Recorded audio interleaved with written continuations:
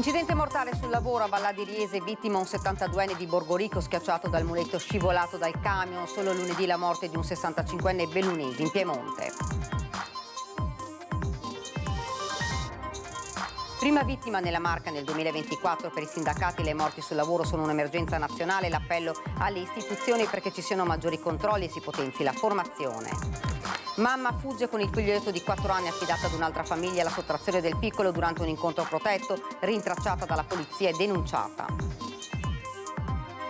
Saranno celebrati venerdì pomeriggio alle 15 nella chiesa parrocchiale di Crocetta del Montello i funerali di Chiara Bortoletto, la 25enne morta nell'incidente di Oderzo.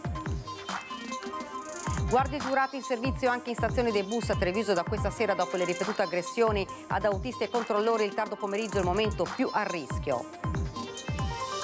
Dopo la denuncia di 7 minorenni per la rissa a Castelfranco Veneto nella giornata contro il bullismo, l'assessore regionale Donazzan suggerisce altro che sospensioni lavori socialmente utili. 17° giorno di sforamento delle polveri sottili, nono di allerta rossa dopo l'appello al ministro Pichetto Frattini. Il sindaco Conte ribadisce contro lo smog nuovi alberi e sostituzione delle caldaie.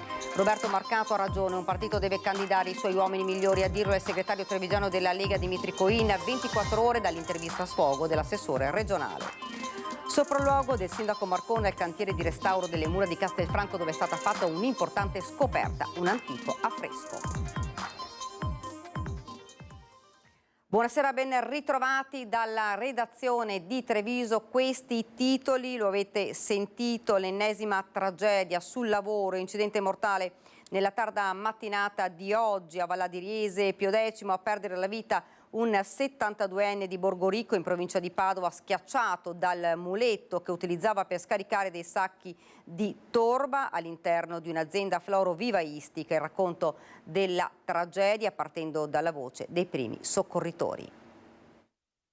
Se venissi andati a domandare aiuto qua a mio figlio e mio fratello, se venissi qua e ga tira su con grua. Io adesso non mi sto dato, io sprang e io qua che sprang e cosa ho fatto? Come ho fatto? C'è un momento che sprang. Era mio figlio che sa operare la grua, che sa il momento in pratica con la grua. Era sotto. La testimonianza dei primi soccorritori all'interno dell'azienda florovivaistica Baggio di via Accadimiani a Valla di Riese, dove si è compiuto il tragico destino di Adriano Gallo, 72 anni di Borgorico. I titolari Alessio e Mara, a distanza di ore, guardano ancora sconvolti la scena che si è parata davanti questa mattina intorno alle 11, quando Gallo, titolare di un'azienda che commercializza concimi e fertilizzanti, aveva finito di scaricare alcuni sacchi di torba. Il muletto dovrebbe essere cascato insieme al camion. Sai che sta finito a scaricare tutta la roba, che sta finito a scaricare la roba. E il muletto, chissà cosa, come perché l'ho messo mai a mente, è cascato a sto uomo, il padrone del muletto, e schicciando. I padroni nati fuori che sentono un rumore, perché guardando da là, non vede niente, e si è spostato per guardare e ha visto sto muletto e sto uomo sotto, che ha chiamato Buanza, carabinieri, sta roba. E va in cerca di cose come perché. Inutile ogni soccorso, Gallo è morto sul colpo. Sul posto, oltre ai vigili del fuoco e i carabinieri di Riese, il personale dello Spisal per i rilievi. La dinamica non è stata ancora del tutto accertata, ma sembrerebbe che Adriano Gallo, dopo aver rimesso con questa gru il muletto sul camion, si sia spostato al centro del cassone per chiudere la sponda, non accorgendosi che il piccolo mezzo pesante stava scivolando e lo stava travolgendo.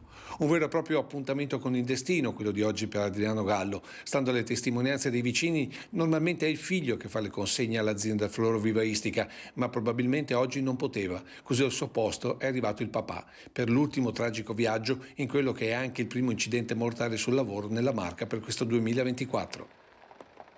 Per i sindacati le morti sul lavoro sono un'emergenza nazionale. L'appello alle istituzioni perché ci siano maggiori controlli e si potenzino le occasioni di formazioni dei lavoratori.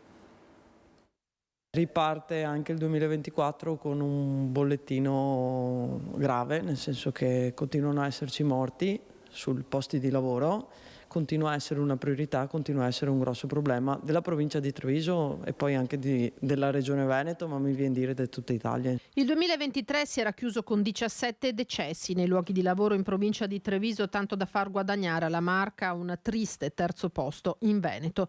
Ma la storia si ripete e a segnare la prima croce sul lavoro del 2024 è un ambito funestato non di rado dagli infortuni. L'agricoltura è, assieme all'edilizia, uno dei settori nel quale si verificano sempre questi casi, insomma, nel senso che sono settori in cui bisogna prestare tantissima attenzione, uno per i mezzi che vengono utilizzati in questi settori nelle attività lavorative e due anche perché necessita veramente formazione agli addetti, alle lavoratrici e ai lavoratori. I mezzi che vengono utilizzati sono veramente pericolosi e se uno non è adeguatamente formato per l'utilizzo rischiano di succedere queste cose. Morti sul lavoro, emergenza nazionale, commenta il segretario generale della CISL di Belluno e Treviso Maurizio Paglini di fronte all'incidente costato la vita al 72enne di Borgoricco Adriano Gallo. C'è bisogno di far crescere a ogni livello nelle imprese la cultura della responsabilità e della sicurezza, soprattutto perché più si avanza con l'età maggiormente si è esposti a rischi oggettivi. L'appello noi lo facciamo a tutte le istituzioni, quindi a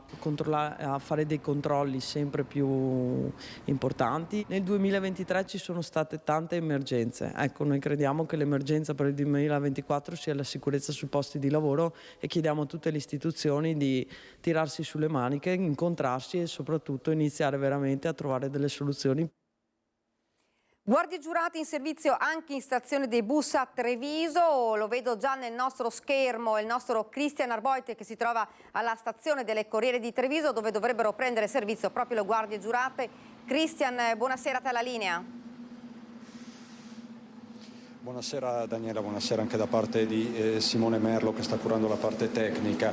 È esattamente come dici tu, hanno preso servizio oggi perlomeno qui a Treviso le guardie giurate che sono state messe in campo da MOM contro le aggressioni sul luogo di lavoro, perché continuiamo a parlare di sicurezza sui luoghi di lavoro. È un fenomeno che vi raccontiamo spesso, quello appunto delle aggressioni ai danni degli autisti MOM. Questi sono alcuni degli uomini schierati che ringrazio, non possono parlare ma possono mostrarsi, della Vis Group, questo soggetto, questa azienda che è stata contattata per l'appunto da MOM. Stanno operando qui a Treviso da circa 2 ore, in orario quindi serale.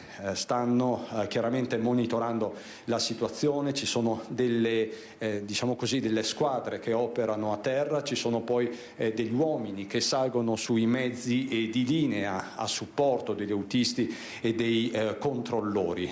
Ti dicevo Daniela, ieri questi uomini sono scesi in campo a Oderzo, oggi, questa sera a Treviso e poi si muoveranno in tutta la Marca trevigiana. E così ha deciso, questa è l'iniziativa di Giacomo Colladon, presidente di MOM, per tutelare i suoi autisti, perché diceva Colladon fino a qualche istante fa, è un fenomeno veramente grave, quello delle aggressioni agli autisti. Non passa giorno senza che non ce ne sia una, anche violente aggressioni verbali. Sicuramente sì, quindi abbiamo deciso di intervenire in questo modo, ricorrendo anche alle guardie private.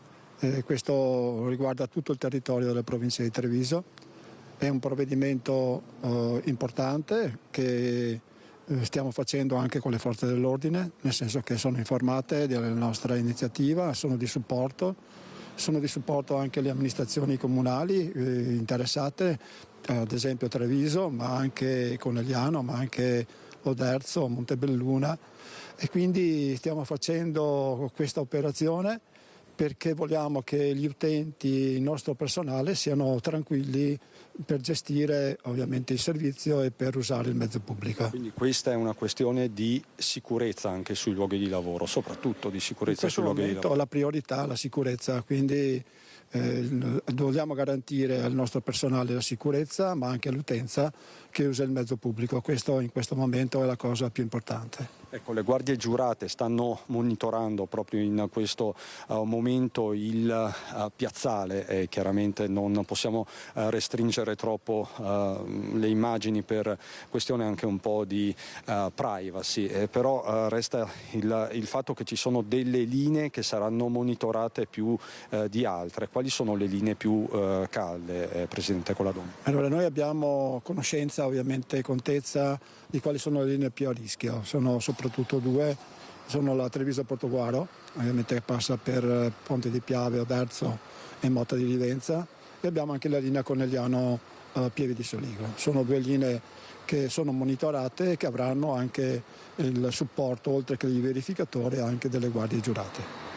Questo è molto importante e tra l'altro citava Castelfranco Veneto, il presidente Colladon, dove nei giorni scorsi c'è stata quella violenta rissa tra giovani che ha portato all'identificazione dei protagonisti dell'alterco. Questa mattina a Castelfranco Veneto c'era l'assessore regionale all'istruzione e alla formazione Elena Donazzan, che ha parlato proprio di bullismo, di violenza soprattutto tra i giovani. Tra l'altro oggi è la giornata contro il bullismo e il cyberbullismo. Sentite cosa ha detto Elena Donazzan, intervistata da Lucio Zanato. Sono stati tanti altri ragazzi presenti quel giovedì 1 febbraio nella stazione delle Corriere di Castelfranco ad incastrare i 7 giovani bulli responsabili dell'aggressione ad un loro coetaneo e ad un altro ragazzo di 16 anni che aveva cercato di difenderlo. Nei giorni successivi, accompagnati dai genitori, ma molti anche da soli, si sono presentati dai carabinieri di Castelfranco per raccontare cosa avevano visto, ma soprattutto per consegnare i video che avevano girato. Un segnale che la maggioranza dei giovani non condivide la violenza e si fida delle istituzioni, che però devono dare risposte a queste situazioni, come ha sottolineato oggi l'assessore all'istruzione della regione Elena Donazzan, confermando che episodi come questo si stanno moltiplicando costantemente in tutto il Veneto. Perché il procuratore generale della Repubblica di Venezia un anno fa mi chiamò per dire: guardi assessore, che se dovessi prendere questi bulli e avere semplicemente l'equazione della pena che dovrei comminare, dovrei avere molte più carceri di quelle che ho, ma non è la soluzione quella del carcere. E allora dobbiamo interrogarci su quale soluzione. Certamente c'è un tema familiare, il problema sta nella famiglia e sta nelle regole che le famiglie non riescono più a dare. E allora, secondo l'assessore, le regole devono essere imposte dalla scuola, però senza sospensioni dalle lezioni. Io non credo che la sospensione sia una soluzione, anzi credo invece che i lavori da fare siano la soluzione. Vanno divisi tra di loro, a mio parere, perché la regola del branco è quella che li porta ad essere così violenti e a stare insieme spalleggiandosi, e quindi la prima cosa da fare è essere aiutati da dei pedagogisti che attivino dei meccanismi ma anche di punizione, perché non può passare così. E la punizione deve essere qualcosa che si vede, cioè il lavoro socialmente utile davanti ai propri colleghi, ai propri compagni di classe, chiedere scusa davanti a tutti. Azioni che, ricorda l'assessore, sono già state fatte in altri istituti. Mi è capitato il ragazzo della formazione dell'alberghiero che ha dovuto rimettere a posto la ringhiera davanti a tutti, pennellare, pulire. Quell'altro che aveva invece sporcato i muri l'ha ridipinto. Quell'altro che aveva fatto, ragazza, un po' di bullismo, è stata mandata a fare i capelli, faceva la parrucchiera nella casa di riposo. È molto più educativo. Lavori socialmente utili per i bulli, questa è la proposta dell'assessore Donazzan. Lei è d'accordo con la Sono d'accordo su questo, anche perché i genitori devono comunque in qualche modo intervenire. Noi cerchiamo di intervenire dove possiamo, ma la famiglia è fondamentale. Credo che i genitori devono essere presenti in una situazione di difficoltà, lo stiamo vivendo tutti i giorni, e quindi i genitori devono essere qua. Gli autori di queste aggressioni anche ai danni di autisti sono soprattutto giovani, quindi teenager, giovanissimi. Sono soprattutto giovani, ma direi che ci sono anche persone che hanno una certa età, quindi la cosa riguarda i giovani, ma riguarda anche altre età e altre persone. Ecco, sta partendo il pullman per Valdobbiadene, ci sono poi le linee per il Padovano, per il Veneto orientale. Diceva prima Colladonna, proprio le linee per il Veneto orientale sono quelle un po' più monitorate, quelle più calde. Ultimissima battuta, poi sentirete le voci dei sindaci. Proprio i sindaci lei sta coinvolgendo in questo progetto di vigilanza? Sicuramente sì, come ho detto prima, sia sindaco di Treviso, sindaco di Oderzo, sindaco di Cornigliano, di Montebelluna e anche di Pieve di Soligo sono presenti, ci danno una mano, sono vicino a noi, ci danno delle possibilità di utilizzare anche la polizia locale, quindi è un ringraziamento che io mando a tutte le amministrazioni locali che sono impegnate con MOM nella sicurezza del territorio. Grazie Colladon dal piazzale della stazione delle Corriere di Treviso. Per il momento è tutto, stiamo lasciando appunto gli uomini della vigilanza privata a lavorare, lo ripeto, alcuni sono a terra, altri sono sui mezzi a supporto di autisti e controllori. Forse quella del controllore è la figura più delicata, soprattutto in orario serale, ma sentiamoli questi sindaci della Marca sul tema bullismo. Per il momento è tutto, Daniela. Dopo gli episodi di bullismo a scuola ad opera di ragazzini di appena 11 anni, i genitori informati rinnegano e peggio sminuiscono il problema. Dura la posizione del sindaco di Istrana, dove sono avvenuti i fatti. C'è chi ha tentato di minimizzare la cosa, è una ragazzata, è una bravata, non voleva, e soprattutto i genitori non ammettono che il figlio possa agire con un comportamento sbagliato, e probabilmente proprio perché, come diceva la professoressa, forse non siamo così attenti come genitori a seguire i nostri figli. Le fa eco da Treviso l'assessore ai servizi sociali. Quello che emerge spesso invece nei giovani, in tanti giovani che incontriamo, è la scarsa capacità di riconoscere i sentimenti, di gestirli e di poi prendersi anche le responsabilità delle azioni nella relazione con l'altro o con la cosa pubblica. Educare i figli, ma prima ancora gli stessi genitori, così da Belluno. Possiamo migliorare la società se partiamo dai ragazzi, se partiamo in fase adolescenziale, quindi è da lì che dobbiamo lavorare, e dobbiamo lavorare soprattutto nelle famiglie. Le famiglie diventano, secondo me, la cellula, il punto più importante per la rigenerazione futura della nostra società. Grazie davvero a Cristian Arboit e Simone Merlo per questo contributo. Noi andiamo avanti con il telegiornale, con la cronaca. Una mamma 25enne fuggita con il figlio di 4 anni affidato ad un'altra famiglia durante un incontro protetto. La donna rintracciata nel veneziano e denunciata. Un piano sventato dalla polizia appena in tempo. Mamma e figlio sono stati rintracciati nel veneziano a Mestre, prima che la donna potesse portare il piccolo di 4 anni fuori dai confini italiani. Una vicenda umana difficile. Il bambino, su disposizione dell'autorità giudiziaria che ne aveva accertato lo stato di abbandono, era stato affidato ad una famiglia che potesse offrirgli un ambiente stabile e protettivo al fine di non esporlo ad un pregiudizio irreversibile per la sua crescita. Alla mamma naturale, che si trova in Italia senza fissa dimora, erano stati assicurati degli incontri periodici protetti. Ed è proprio durante uno di questi che la giovane mamma ha messo in atto il suo piano. Lo scorso 3 febbraio la 25enne è fuggita portandosi via il piccolo e facendo perdere le proprie tracce. Immediate le indagini della squadra mobile che, assieme agli agenti delle volanti, hanno fatto il possibile per rintracciare la donna ed il figlio, ricostruendo i movimenti della fuggitiva. Dopo prolungati appostamenti, in meno di 24 ore i poliziotti sono riusciti a trovare la donna che si era nascosta a Mestre, pronta per partire e portare il figlio all'estero. Una volta rintracciati, gli agenti hanno tranquillizzato il piccolo, che sogna un giorno di diventare poliziotto, e lo hanno assistito fino all'arrivo dei genitori affidatari, che lo hanno riportato a casa. La 25enne straniera è stata invece deferita all'autorità giudiziaria e dovrà rispondere anche penalmente per la sottrazione del minore.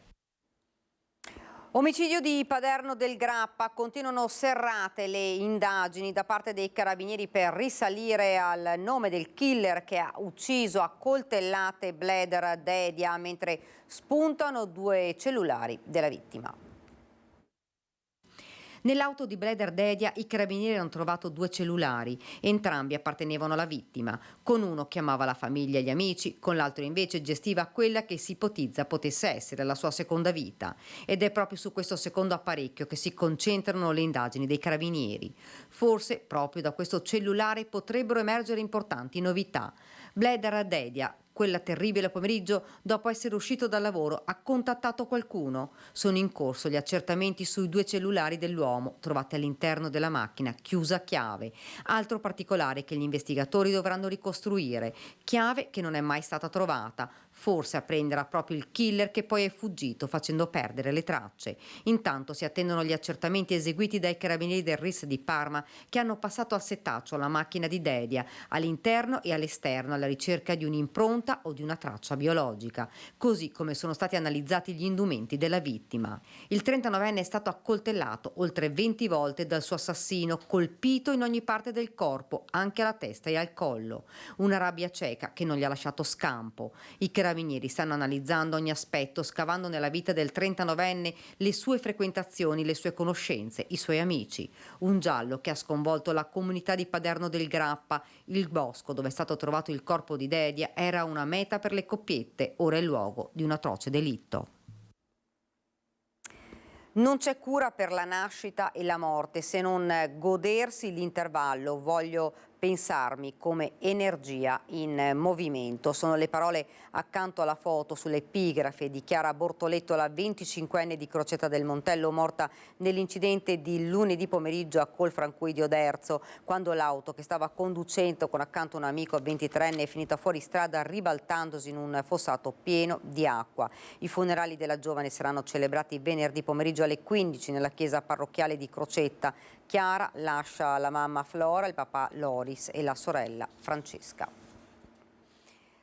Rischiano il processo per la morte del camionista di Noale, Livio Babetto, a Quinto, entrambi gli automobilisti al volante dei 2 veicoli coinvolti.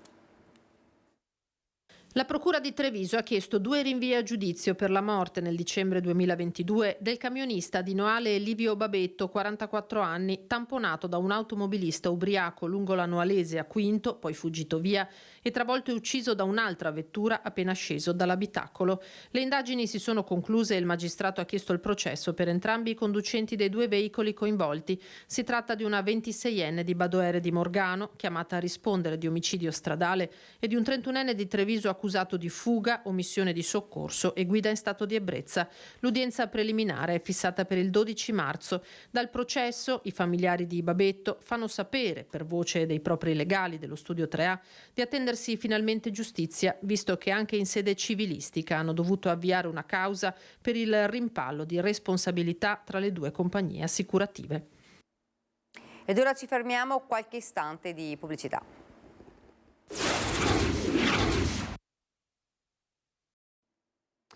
Rieccoci nuovamente in studio, parliamo ora di smog, livelli record di smog nella Marca dal presidente ANCI Veneto Mario Conte, l'appello rivolto al Ministero dell'Ambiente, servono soluzioni strutturali, necessario intervenire con incentivi sugli investimenti ambientali di tutta la pianura padana. 17° giorno consecutivo di sforamento dei limiti di concentrazione di polveri sottili nell'aria, 9° giorno di allerta rossa. I dati dei bollettini ARPAV parlano chiaro e quelli relativi a Treviso e provincia non sono confortanti.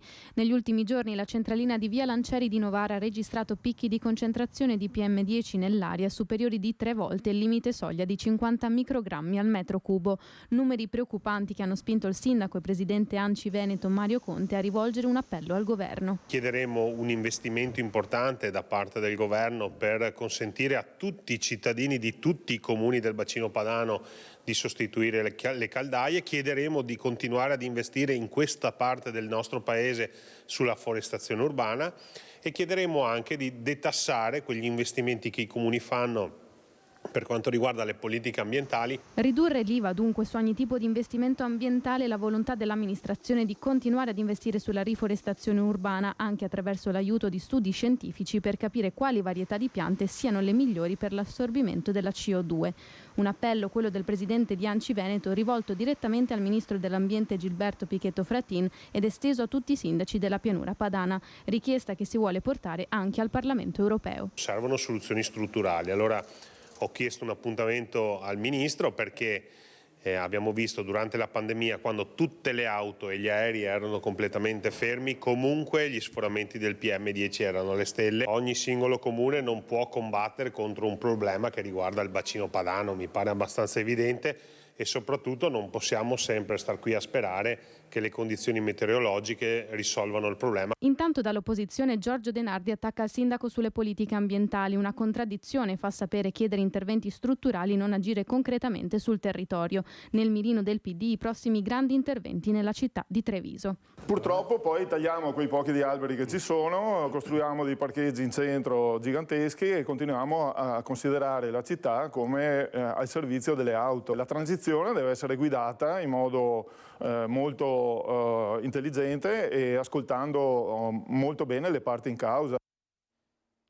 Ed ora siamo alla politica. Roberto Marcato ha ragione, un partito deve candidare i suoi uomini migliori, a dirlo è il segretario trevigiano della Lega Dimitri Coin, a 24 ore dall'intervista a sfogo dell'assessore regionale. Non è che noi stiamo vivendo un particolare momento di euforia, di consenso, di effervescenza. Io metterei in campo tutti i migliori in termini di preferenze, i primi 10 preferenze li costringerei pistola alla tempia, ovviamente metaforicamente parlando. Io con il generale Vannacci non c'entro niente. Candidare i migliori, altro che Vannacci. Questo è il marcato pensiero espresso a Ringa lunedì sera, che in casa Lega ha avuto l'effetto di uno tsunami, con l'assessore regionale che ha anche rivelato di non aver mai ricevuto una telefonata dalla segreteria veneta del Carroccio, quindi Alberto Stefani, con richieste di candidatura a Bruxelles. E poco importa se Marcato detenga tutt'oggi il record di politico regionale più votato, ma con Bulldog Marcato di fatto si schiera a sorpresa Dimitri Coin, segretario trevigiano del partito. Lo ha fatto sempre via Ring. Io penso che per quanto riguarda le elezioni europee, come ha toccato prima Roberto, farei anch'io la stessa cosa. Candiderei tutte quelle persone che sono in grado e hanno dimostrato di essere in grado di essere dei grandi catalizzatori di consenso. Quindi anche Zaia? Potendo scegliere, io candiderei Zaia, candiderei Marcato, candiderei Tony Darè, candiderei Federico Caneri. Fosse per Coin, quindi il Carroccio dovrebbe giocarsi anche la carta Zaia, probabilmente, fa intendere il leghista trevigiano, lo stesso leader Salvini ha già fatto un passo in tal senso. Luca sa perfettamente cosa vuole fare, immagino che una richiesta in questa direzione magari anche il segretario federale gliel'abbia fatta, ma queste sono interlocuzioni tra di loro che sono abbondantemente sopra quelle che sono le competenze di un segretario provinciale. La direzione di Electrolux Italia ha inviato al Ministero del Lavoro, alle regioni Veneto, Friuli, Venezia Giulia, Lombardia, Emilia Romagna e Marche, all'Ispettorato del Lavoro, alle organizzazioni nazionali e locali dei lavoratori e alle associazioni di Confindustria nazionale e locali la comunicazione dell'apertura della procedura di licenziamento collettivo di 168 impiegati e quadri. I licenziamenti riguardano le sedi di Susegana 34 unità, Porcia 73, Pordenone 13, Forlì 38, Cerreto Ancona 5 e Solaro Milano 5. Questo è spiegato alla luce del fatto che il gruppo Electrolux sta affrontando significative perdite di volumi in un quadro di flessione del mercato europeo sceso al di sotto di 80 milioni di unità complessive, ossia con una diminuzione di circa il 12% rispetto al periodo pre-pandemico. Nonostante le rassicurazioni, sembra confermata la marcia su Roma dei trattori. La protesta quindi prosegue, il rischio alto di strumentalizzazioni. Non condividiamo la forma, dice Coldiretti Veneto. Non siamo disposti invece ad essere strumentalizzati politicamente o a utilizzare la rabbia o in qualche modo la difficoltà che hanno le nostre aziende agricole in certi frangenti in questo periodo per catalizzarle e utilizzarle contro qualcuno piuttosto che contro qualcun altro. Nei giorni caldi della protesta, con il rombo dei trattori che confermano la marcia su Roma, Carlo Salvan, presidente Coldiretti Veneto, avverte sul rischio strumentalizzazioni sia interne che esterne al mondo agricolo. Il parlare alla pancia della popolazione è molto più difficile, è molto più facile, che parlare alla testa delle persone. Oggi invece dobbiamo riportare la ragionevolezza delle argomentazioni e crearli insieme, questi percorsi che possono aiutarci ad affrontare meglio delle difficoltà. Io penso in primis al cambiamento climatico, alla gestione dell'acqua, alle nuove tecnologie genetiche che potremo avere a disposizione a breve. Insomma, i temi ci sono come, ma la via non può che essere istituzionale. Lo stesso Salvan rivendica il buon dialogo avviato con il governo, meno con l'Europa, che pure ha annunciato per bocca della presidente von der Leyen il ritiro di buona parte delle misure contestate, dalla proposta di regolamento sull'uso di fitofarmaci allo stop dei nuovi parametri per le emissioni di CO2. Coldiretti era a Bruxelles proprio la settimana scorsa con la Premier Meloni. Dobbiamo dire a tutti i nostri soci, le nostre famiglie, i nostri cittadini, i consumatori, che vogliamo creare un percorso nuovo di un'Unione Europea attenta al proprio mondo agricolo, all'autoapprovvigionamento, alla qualità dei nostri imprenditori e che la smetta invece di creare condizioni per la concorrenza sleale. Sopralluogo del sindaco Marcone al cantiere di restauro delle mura di Castelfranco, dove è stata fatta un'importante scoperta. Renderemo possibile ai cittadini di Castelfranco e di tutti coloro che vorranno venire a vedere una visione diversa, un punto di vista che non è mai stato possibile apprezzare. Grazie all'intervento che stiamo facendo, come vedete, nella primavera prossima i lavori dovrebbero essere terminati e finalmente si potrà camminare sulla cinta muraria di Castelfranco Veneto. Una visuale nuova e meravigliosa a 360 gradi di Castelfranco è quella che si può ammirare dall'alto delle mura cittadine. Giovedì il sindaco Stefano Marcone è salito fino in alto per visitare il cantiere di restauro del quadrante nord-est, 120 metri del tratto dalla torre civica a quella del Giorgione. L'intervento riguarda il completamento della pulizia delle mura e il consolidamento del camminamento di ronda, risalente al XV secolo, con la posa di nuova pavimentazione a ciottolato con mattoni di recupero e delle balaustre in acciaio, con l'obiettivo di renderlo nel futuro fruibile al pubblico.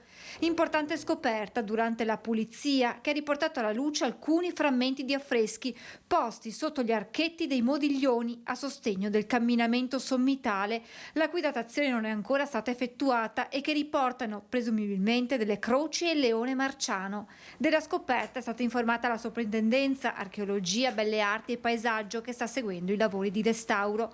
Un intervento che procede secondo il cronoprogramma per un investimento di 1.290.000 euro. Abbiamo trovato una copertura da 880.000 euro dal Ministero della Cultura, abbiamo integrato con fondi nostri per altri 410.000 euro il quadro economico di questi lavori e, come vedete, stanno proseguendo. Pensiamo di aver fatto una buona spesa, aver fatto un buon investimento sotto il punto di vista culturale e turistico e non solo per la nostra città. Ed ora una notizia che ci è appena giunta in redazione che riguarda la provincia di Venezia, ma riguarda tutti i cittadini, perché terrore al centro commerciale Valle Center di Marcon. Dei banditi armati di mitra sono entrati in una gioielleria ed hanno preso in ostaggio i dipendenti. L'episodio alle 7 di oggi, e c'è stato ovviamente un fuggi generale di clienti ma anche di famiglie, polizia che è sul posto. Ovviamente cercheremo di aggiornarvi su questo episodio di violenza al Valle Center di Marcon in provincia di Venezia. Ed ora invece apriamo la nostra pagina da Belluno e provincia.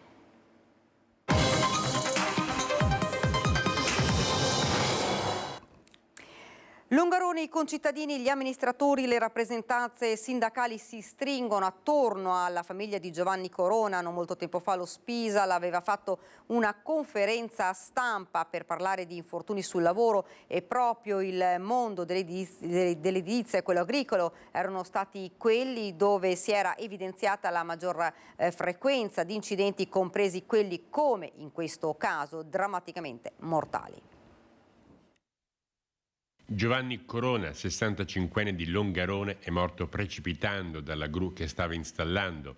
Aveva 4 figli, ormai grandi, lavorava molto spesso non solo fuori provincia, ma anche fuori regione, come nel momento del tragico incidente. La morte di Giovanni Corona sicuramente ha colpito tutta la comunità di Longarone, perché era una persona conosciuta, anche se lavorava spesso lontano dal nostro paese, ma soprattutto perché lascia 4 figli. E poi è una morte sul lavoro, e questo ovviamente ci fa sempre riflettere di fronte a queste tragedie, soprattutto perché non si è fatto ancora abbastanza per garantire a coloro i quali rischiano la loro vita lavorando di trovare quelli che sono dei sistemi che possano permettere loro veramente di lavorare in piena sicurezza. La strage silenziosa non si ferma e tocca ancora una volta la nostra comunità bellunese.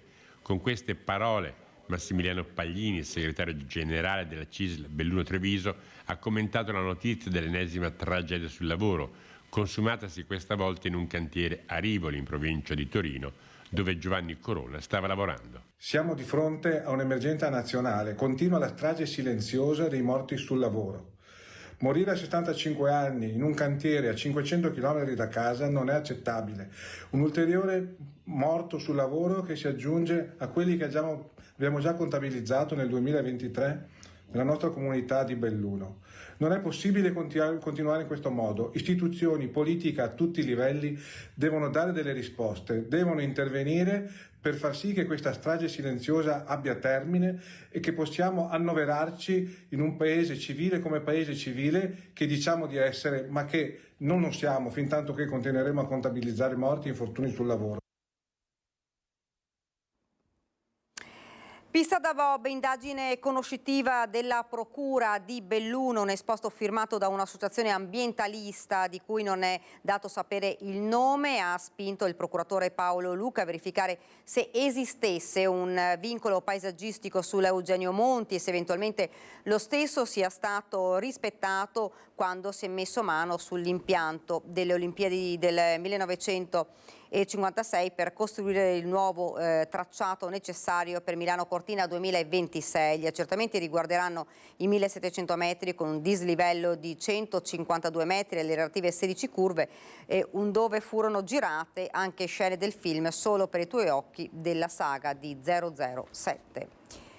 Ed ora la politica. Si prepara il dopo Roberto Padrin. Il presidente della provincia in carica deve infatti lasciare in quanto decadendo da sindaco a Longarone, dove è in scadenza il suo secondo mandato, non può rimanere al vertice dell'ente provincia, che quindi dopo poco più di 2 anni deve richiamare al voto i suoi elettori in attesa che si torni, se la legge dovesse cambiare, come molti auspicano, al suffragio universale. Intanto le formazioni politiche si preparano. La Lega, di cui il segretario provinciale Andrea De Bernardin mantiene il massimo riservo, ha riunito il proprio direttivo e ora vuole fissare un incontro con gli alleati di Fratelli d'Italia e Forza Italia.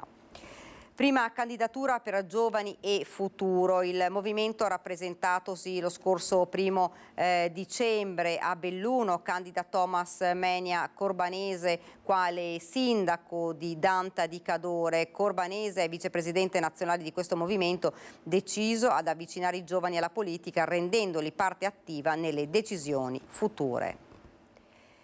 E si è tenuta a Villa Carpenada l'assemblea dei soci BIM GSP per l'approvazione avvenuta a maggioranza dei presenti del bilancio di previsione 2024 e del piano industriale 2024-2026, unitamente al preconsuntivo dei risultati attesi per l'anno 2023. Per l'esercizio 2023 si stimano ricavi per 30,3 milioni di euro e costi per 26,3 milioni di euro. Il margine operativo lordo, differenza tra ricavi e costi, è atteso per 4 4 milioni di euro, mentre il risultato netto si prospetta esiguo, 96 milioni di euro. Il patrimonio della società è previsto per 59,3 milioni, in diminuzione rispetto al 2022 per l'effetto del recesso del comune di Alano del Piave, che ha comportato l'acquisto delle stesse azioni. Gli investimenti complessivamente realizzati nel 2023, cantieri e avviati o conclusi, si attestano a circa 16 milioni di euro.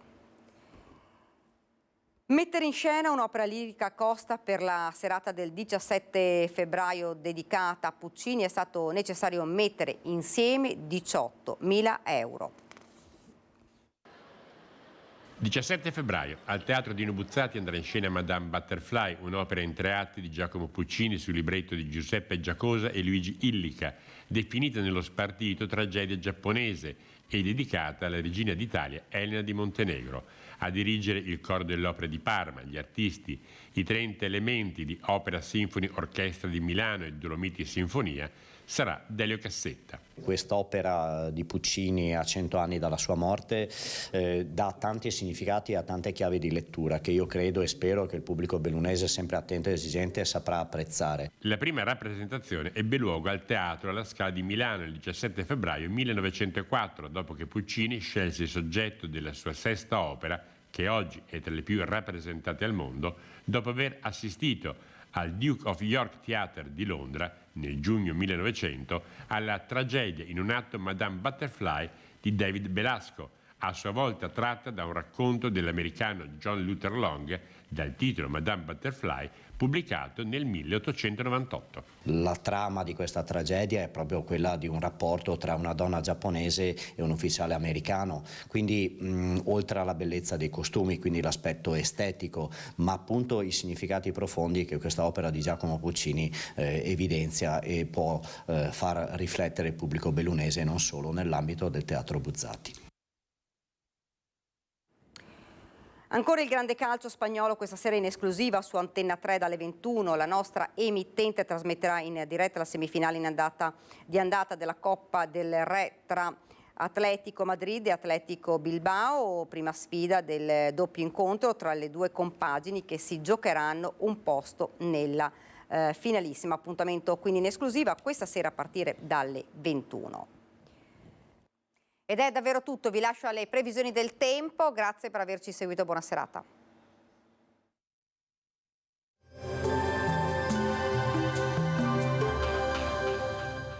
Termoidraulica Susin, i migliori impianti di riscaldamento e condizionamento. Se compri la caldaia, ti regalo il condizionatore.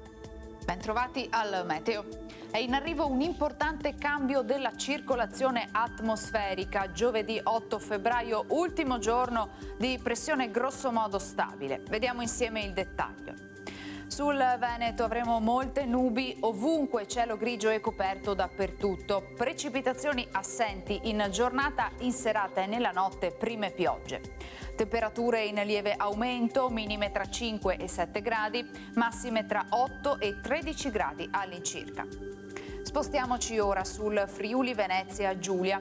Sulle zone montane avremo qualche schiarita, ma sul resto del territorio il cielo sarà nuvoloso con locali foschie. Entro sera prime deboli piogge a carattere sparso. Temperature minime tra 6 e 8 gradi, massime sui 9-12 gradi. Infine diamo uno sguardo alla situazione del Trentino Alto Adige, dove di fatto avremo poche novità, prevarranno le nubi ma non sono escluse delle schiarite in giornata. Temperature minime tra 4 e 5 gradi, massime sui 12 all'incirca. Dal meteo di Antenna 3 per ora è tutto, grazie per l'attenzione, arrivederci.